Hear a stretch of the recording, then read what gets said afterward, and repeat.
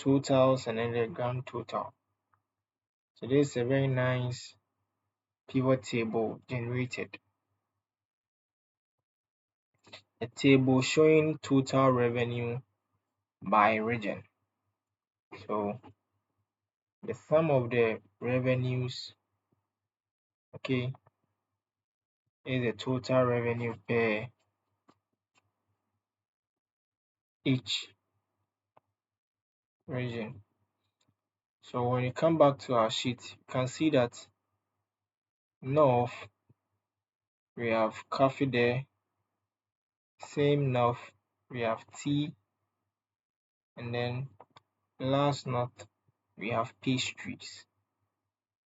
Okay, so all these values sum up to the 3050 as the total revenue for coffee throughout the 4 regions. When you go this way horizontally, we have the total revenue generated from East region by the sales of coffee, pastry, and tea, giving us 1,500. So we now have our pivot table.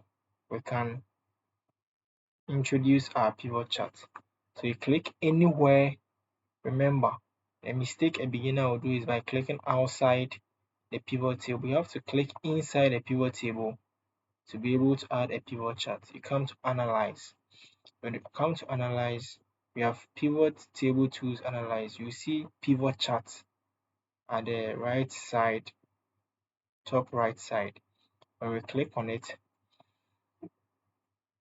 as we discussed previously in visualizations, we talked about a lot of charts and graphs, and you have to know when to use a type of graph that will suit your work very well. So in this particular episode, going with a clustered column chart will be the best for you. So you click OK. You can adjust it to wherever you want. So we have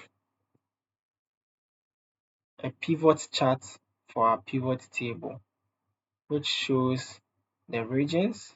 Okay, we have east, north, south, and west. We have the products here: coffee, pastry, tea. And now the values here represent the sum of the revenue. Alright, so we can add some titles to it.